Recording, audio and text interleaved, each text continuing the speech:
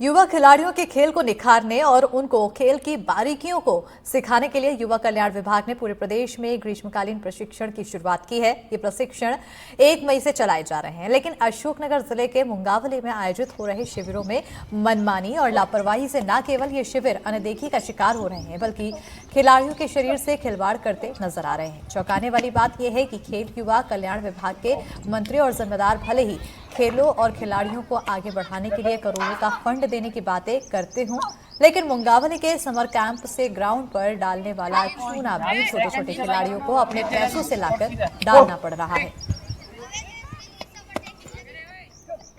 खेल युवा कल्याण विभाग द्वारा अब ग्रीष्मकालीन खेल प्रशिक्षण चलाया जा रहा है। 1 मई से ये चालू हो गया। आप मेरे पीछे बच्चे भी देख रहे होंगे, आप इनमें भविष्य तलाश रहे होंगे। और खेल युवा कल्याण विभाग द्वारा भी ऐसी मंशा से कि इन छोटे छोटे खिलाड़ियों को एक बेहतर मंच दिया जा सके, बेहतर प्रशिक्षण दिया जा सके इस ग्रीष्मकालीन समय में। तो कहीं ना कहीं 1 मई से 31 मई तक एक प्रशिक्षण चलाया जाता है। और एक प्रशिक्षण आज हम अशोकनगर जिले के मुंगावली में जो प्रशिक्षण है यहाँ चल रहा है, उसमें हम पहुंचे हैं। खिलाड़ियों से ही जानते हैं बेटा क्या प्रशिक्षण चल रहा है, कैसे आप प्रशिक्षण ले रहे हैं। खो खो का 31 मई का जो समर कैंप है, और यहाँ पे मैट की ज़रूरत है। और मिट्टी चूना वूना मंगाया जा रहा है खिलाड़ियों से। और आगे खेलने के लिए मैट भी नहीं है, मैट पे होते सब गेम वगैरह। जी सर, कितनी समस्याएं आ रही हैं आपको यहाँ? बहुत। खेल प्रशिक्षक मौजूद हैं जो प्रशिक्षण दे रहे हैं। मुबारक भाई, क्या है पूरा ये आप प्रशिक्षण दे रहे हैं, क्या है फैसिलिटी, क्या आप इनको दे रहे हैं और आपको क्या समस्या आ रही है? पहला तो ये हर साल मतलब ये समर कैंप चलता है, और मैं करीबन पिछले 6 साल से ये कैंप चला रहा हूँ। एक समय था कि ग्राउंड पर 120, 130 या 100 बच्चे करीब में आ रहे थे, लेकिन आज कंडीशन ये है कि मुश्किल से मुश्किल 30 बच्चे आज बचे हुए हैं। उसकी कुछ कमियाँ तो खेल विभाग की भी रही हैं, जैसे कि पहले किट दी जाती थी, समापन पे किट दी जाती थी, उनको बच्चों को सर्टिफिकेट दिया जाता। किट का तो ऊपर से ही विभाग ने ख़त्म कर दिया है, और किट अब नहीं मिलती है तो बच्चों का रुझान भी कम हुआ। लेकिन जितने भी बच्चे आ रहे हैं, ये खेल के प्रति बहुत इच्छुक हैं और इनमें कहीं ना कहीं टैलेंट छुपा हुआ है, लेकिन विभाग की ओर से इनको कोई सुविधा उपलब्ध नहीं हो पा रही। जैसे कि कैंप चल रहा है, तो कैंप में ही हमने मैम से, जो ब्लॉक कोऑर्डिनेटर अनुजा, उनसे कहा था कि बच्चों के लिए यहाँ पर चूना, फास्ट एड किक और स्काई डाइविंग, जो एक आधुनिक खेल हो चुका है, खो खो मैट पे होने लगा है। बड़े लेवल पे जब ये प्लेयर खेलने जाते हैं तो उनको मैट मिलती है, तो उसके लिए डाइविंग बहुत ज़रूरी है। अब इस मिट्टी पे अगर अपन डाइव लगाएंगे तो उनको लगती है बहुत।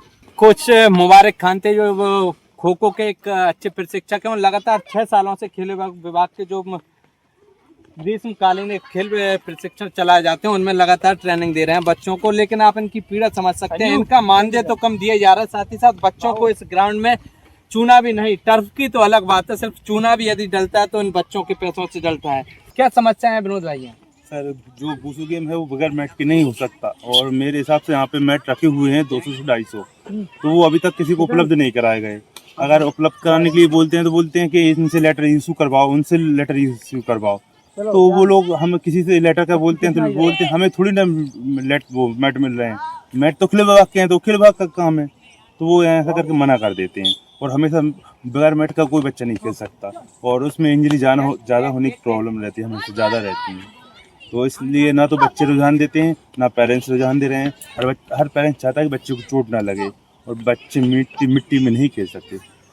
तो कितने अपने यहाँ खिलाड़ी हैं बूसो के? कब किसने से बात हुई और अपने अधिकारियों से कब बात हुई और क्या कहना है?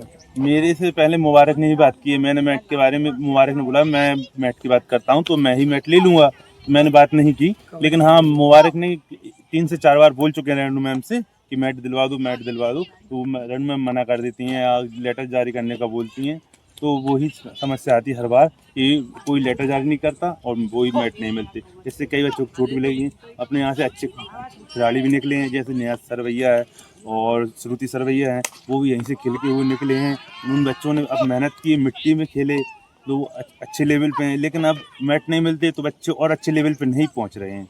ये देखिए, प्रशिक्षक के तौर पे हमने आपको इस समर कैंप जो खेल युवा कल्याण विभाग द्वारा समर कैंप चलाया जा रहा है उसकी हकीकत आपको बताइए। यदि देखा जाए तो ग्राउंड की बात की जाए तो ग्राउंड पे आप देख रहे होंगे टर्फ की जगह आपको ये मिट्टी के ये ढेर नजर आ रहे होंगे, मिट्टी और ये गड्ढे नजर आ रहे होंगे, तो कहीं ना कहीं इंजर्ड होने की एक बड़ी संभावना इन छोटे छोटे उभरते हुए सितारों को रहती है। साथ ही साथ कई अन्य समस्याएं भी हैं। तो कहीं ना कहीं 18 दिन बीत जाने के बाद भी इस मां कॉन्वेंट में ये जो समर कैंप चल रहा है खेल विभाग का, इस अधिकारियों की अनदेखी का शिकार और कहीं ना कहीं मनमर्जी का शिकार भी कहा जा सकता है। अब देखना होगा कि जिम्मेदार अधिकारी इन उभरते हुए सितारों के साथ हो रही मनमर्जी या लापरवाही की मामले में कितनी गंभीरता बरतते हैं और जिम्मेदारों पर क्या एक्शन लेते हैं। स्वदेश शर्मा, NDTV, अशोकनगर।